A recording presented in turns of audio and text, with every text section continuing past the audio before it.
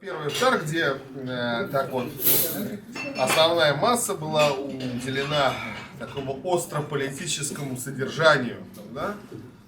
И то есть, если мы на наших религиозных собраниях способны говорить о наших политических проблемах, да? То есть это не превращается в такую сплошную религиозную дидактику, а мы говорим о актуальном, да? Это значит, все у нас хорошо, да? То есть все у нас в порядке, все у нас получится. Это первое. Второе. Больше всего мы говорили о татарском языке. И я хочу отметить следующее. Мы говорили, что вот там есть проблема, не общаются дети, там, да, в семье, люди не учат и так далее, и так далее, и так далее. На самом деле мы говорили о том, что это о культурном аспекте языка. Культурный аспект языка — это прежде всего потребление того культурного продукта, который на этом языке создается. Там прозвучало про книги и так далее. Книги вот отмирают. Да? Но среди нас есть богатые энтузиасты. Кто-нибудь продюсировал татарский рэп? Да? Я вот никогда не слышал про татарский рэп. Про казахский слышал, а про татарский нет. Но это же вопрос продюсирования. Не то, что кто-то где-то пишет и читает, а насколько это популяризируется. Вы знаете, вы говорили о том, что у нас архаичные сайты. Когда люди интересуются английским языком, им достаточно класснуть клавиши в YouTube и посмотреть простые уроки английского языка для начинающих. Вы заходите туда, вы смотрите там азы грамматики и так далее. Мы сегодня вот обсуждали там какие-то акции, которые возможно было бы провести типа татарского диктанта. И мне говорят, что есть даже русские учителя, которые преподают татарский язык. Ну, давайте создадим, это ведь не сложно и не очень дорого, программу для YouTube, там курс уроков по татарскому языку. В любом случае это вызовет какое-то внимание. Третий момент, да, заключается, здесь прозвучала на самом деле ключевая фраза, что татарский язык — это не вопрос культуры, а вопрос политический. И это очень важно. Говорилось о том, что за 20 лет перевели на французский язык. Действительно, там, да, на момент воцарения Екатерины здесь, может быть, некоторые люди по-немецки понимали. Там, да? После Екатерины уже к Александру Первому все говорили по-французски. Совсем немного лет прошло. Почему? Это, кстати, культурное изменение. Никакой принудиловки в этом вопросе не было. Русский язык оставался государственным. Императрица, пусть плохо, но им владела. И тем не менее перешли. Почему? Потому что культурный продукт создавался на французском языке. Главный культурный продукт той эпохи, поэтому его и изучали. Но разве это единственный способ утверждения языка? Пожалуйста, я вам приведу пример. Государство Израиль. Оно возникло в 1947 году, к нашему сожалению, это так, оно возникло.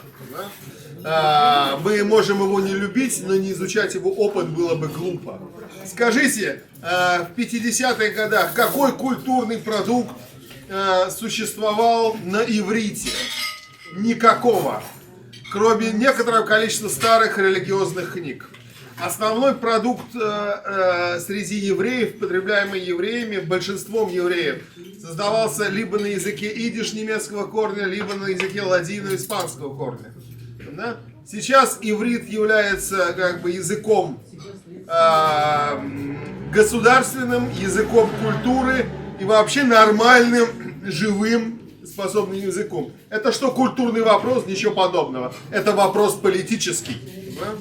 И это просто очень яркий пример, потому что я его привел. Да? Что значит для нас татарский язык политический вопрос?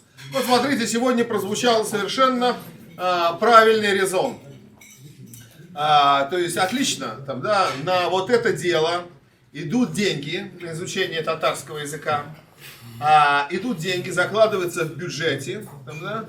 А поскольку вы им не пользуетесь, то чем мы вам будем эти деньги давать? Там, да? А поскольку это вопрос политический, не вам решать. Это Татарстан, национальная республика. И не вам решать. Это не дотационная республика. Это наши деньги. И мы решим, куда их тратить. На какие-то другие блага или на обязательное изучение татарского языка. Это наша тема. Что? Не хотите учить? Не надо. Но поскольку это национальная республика, почему здесь нет закона, что любой чиновник обязан владеть двумя государственными языками, обоими государственными языками? Да? И вот тогда, если вы захотите делать карьеру у нас в Татарстане, вы будете учить оба. Мы ваш русский язык понимаем и говорим на нем. Да? Попробуйте понять и нас. Политический вопрос, это означает принудительно, попробуйте понять. Да? Это должен быть закон о том, что государственный чиновник должен понимать татарина, вне зависимости от того, какой он национальности. И если русский хочет быть государственным чиновником, ну извини, учи. Вот что значит политический вопрос. Что значит вопрос культуры? Ну, вопрос культуры, да, это вопрос по-другому решается. Он решается медленно, плавно, большими усилиями, большими вложениями и, самое главное, большим интеллектуальным и творческим привнесением в эту тему. Да? Но если вопрос будет решен политически, то за ним культура подтянется. Да? За ним культура подтянется. Это никуда не делось. Там, да? И тут очень важно, насколько мы внутри себя, да? Мы внутри себя готовы к сопротивлению. Вы знаете, я хочу вам рассказать одну замечательную историю. Она связана не с татарами, но она очень показательна. В Грузии был великий грузинский писатель сталинской эпохи, лауреат там сталинских премий, вообще там любимец грузин и любимец Грузии Константине Гамсахурди, отец Звяды Гамсахурди.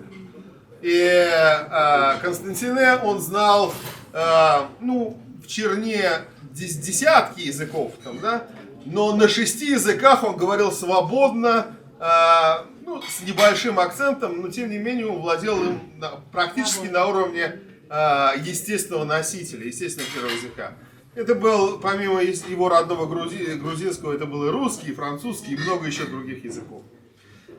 И поскольку это был такой козырный туз литературы грузинской, он часто встречался с каким-то руководством республиканским, и как-то раз его пригласили к второму секретарю грузинской компартии. Как вы помните, кто постарше, тот, наверное, помнит, что в национальных партиях там первую роль обычно национальный кадр играл, в Узбекистане узбек, в Казахстане казах. Да?